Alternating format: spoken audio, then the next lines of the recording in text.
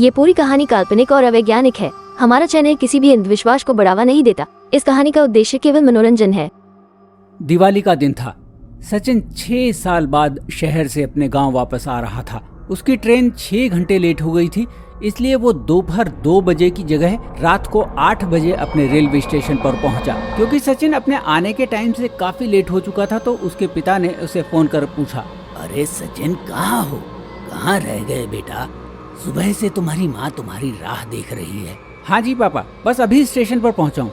आप चिंता ना करें, मैं आधे घंटे में घर पहुंच रहा हूँ। सचिन जैसे ही बैग टांग कर स्टेशन पर उतरता है तो देखता है कि स्टेशन पर कोई नहीं है। वो समझ गया कि सब अपने परिवार के साथ दिवाली मनाने के लिए घर चले गए होंगे, क्योंकि स्टेशन की सारी दुकानें भी बंद थी। दुकानों पर लड़ियों की रोशनी जगमग कर रही थी। आसमान में रॉकेट की रोशनी माहौल को और अच्छा बना रही थी। सचिन स्टेशन से बाहर आया, पर उसे कोई ऑटो या रिक्शा भी नहीं दिखा। तो वो सोचने लगा, दिवाली का वक्त है, सभी लोग अपने अपने घरों में दिवाली मना रहे होंगे, क्यों ना घर की ओर पैदल ही चल दिया जाए। ये सोचते सोचते सचिन अपने घर की ओर पैदल ही चल पड़ा।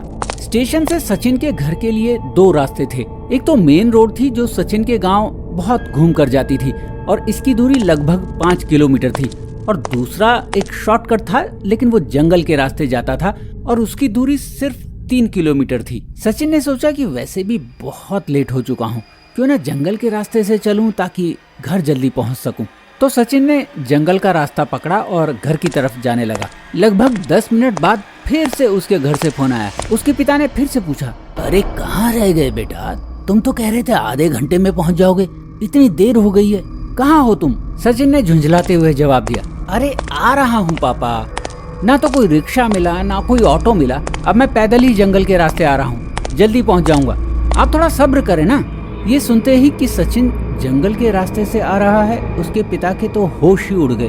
उन्होंने लड़खड़ाती आवाज में सचिन से फिर से पूछा, बेटा सचिन, तू कौन से रास्ते से आ रहा है? पापा मैंने कहा ना, जंगल वाले रास्ते से आ रहा हूँ, पहुँच रहा हूँ घर, जल्दी ही पहुँच जाऊंगा।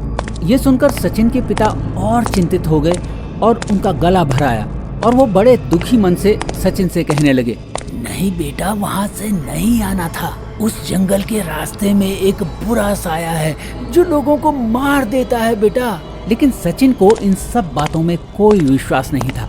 उसने पलटकर जवाब दिया, पापा किस दुनिया में रह रहे हो आप? ये साया वाया कुछ नहीं होता, ये सब आपका वहम है पापा।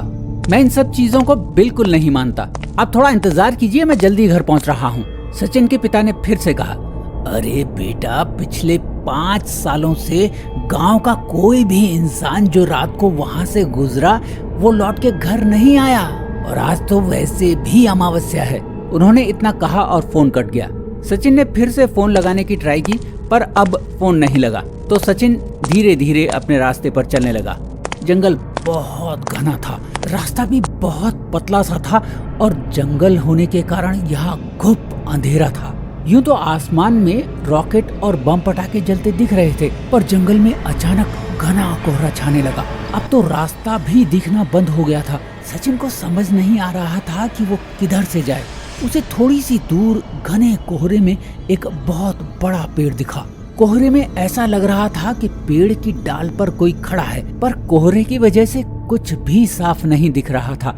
बस एक परछाई जैसी आकृति जरूर दिख रही थी। अब तो सचिन के कुछ भी समझ में नहीं आ रहा था कि वो क्या करे, क्योंकि रास्ता बिल्कुल भी नहीं दिखाई दे रहा था। अब सचिन ने अपना फोन निकाला, फ्लैश लाइट जलाई और उस लाइट के सहारे धीरे धीरे जंगल में चलने लगा। सचिन थोड़ा डर रहा था, लेकिन थोड़ा दूर चलते ही उसे 3 लड़के मिले तो उसकी जान में जान आई। जब सचिन ने उन लड़कों से पूछा तो उन्होंने बताया कि वो जंगल में एक शर्त की वजह से आए हैं। उन्होंने किसी से शर्त लगाई है कि वो अमावस्या की रात को जंगल में आधा घंटा घूम कर आएंगे, क्योंकि वो भूतों पर कोई विश्वास नहीं करते थे। अब सचिन को ज्यादा डर नहीं लग रहा था, क्योंकि वो अब अकेला नहीं था। पर उन तीनों लड़कों में से एक कह रहा था, देखो दोस्तों, मैं अभी भी कह रहा हूँ, हम घर वापस चलते हैं। अरे अमावस्या वाले दिन चुड़ैलों की शक्ति बहुत बढ़ जाती है, देखो कहीं हमें नुकसान ना हो जाए। सचिन ने जिज्ञासा पूर्वक जब उन लड़कों से उस चुड़ैल के बारे में पूछा तो उन्होंने बताया कि आज से करीब 5 साल पहले दूसरे गांव से एक औरत हमारे गांव में अपने पापा के साथ रहने आई और कुछ समय बाद उसके पापा चल बसे और उस औरत ने अपने पापा की मौत का जिम्मेदार गांव वालों को ठहराया, क्योंकि उसके पापा कसाई थे और सब गांव वाले कसाई को अपने गांव में नहीं रहने देना चाहते थे। गांव वालों का मानना था कि उनके गांव में कोई भी कसाई नहीं रह सकता। उस औरत के पिता की मौत के बाद एक दिन गांव वालों ने देखा कि वो औरत घर में कुछ काला जादू सा कर रही है। अब सब गांव वाले बहुत डर गए। उन्होंने सोचा कि इस औरत को तो काला जादू आता है और कहीं ये गांव वालों के साथ कुछ बुरा ना कर दे। इसीलिए अगले दिन गांव वालों ने मिलकर उस औरत को गांव से भगा दिया और वो औरत जंगल में जाकर रहने लगी। पर ये क्या, अब गांव में हर दिन किसी न किसी की मौत होने लगी थी। गांव वालों ने इन मौतों के लिए उस औरत को जिम्मेदार ठहराया और एक दिन जंगल में जाकर उसे उल्टा लटकाकर मार दिया। तब से लोग कहते हैं कि अपनी काली शक्तियों के कारण वो मर के चुड़ैल बन गई है और इसी जंगल में रहती है और यहाँ आने वाले हर किसी इंसान को मार देती है। दूसरे लड़के ने जवाब दिया, अरे यार, ये सब गांव वालों का वहम है, वहम। कोई चुड़ैल नहीं होती और इसलिए हम आज इस जंगल में आए हैं ताकि ये साबित कर सकें कि इस जंगल में कोई चुड़ैल नहीं रहती। इतना कहते ही उस लड़के ने एक रॉकेट निकाला और जंगल में ही जला दिया। वो रॉकेट बहुत ऊपर गया और फूट गया। अब सब लड़कों ने घर वापस जाने का फैसला किया और जब वो घर की तरफ वापस लौट ही रहे थे कि पेड़ के ऊपर से अचानक एक डरावनी सी आवाज आने लगी। घर जाओगे? बिना मुझसे पूछे घर जाओगे? कैसे जाओगे घर? अब उनमें से एक लड़का कहने लगा, अरे मैंने कहा था ना घर वापस चलते हैं, तुमने मेरी बात नहीं मानी और देखो देखो अब ये क्या हो गया। अब सचिन समेत तीनों लड़कों ने आओ देखा ना ताओ, वो सब भागने लगे। सचिन भी अपना बैग कंधे पर लटकाए दौड़ रहा था। भागते भागते वो चुड़ैल पीछे से एक लड़के को उठा कर ले गई। सब उसे देखते ही रह गए। सब बेहद डरे हुए थे। वो चुड़ैल बहुत डरावनी लग रही थी। उसके बाल बिखरे हुए थे, दांत बाहर की ओर निकल रहे थे, चेहरा जला हुआ और बहुत डरावना था। अब फिर से सबने भागना शुरू कर दिया और वो चुड़ैल हवा में उनका पीछा करने लगी और तभी वो चुड़ैल एक लड़के को फिर से उठाकर ले गई। अब सचिन और सिर्फ एक लड़का रह गए थे। उन्हें कुछ समझ में नहीं आ रहा था कि वो उस चुड़ैल से कैसे बचें।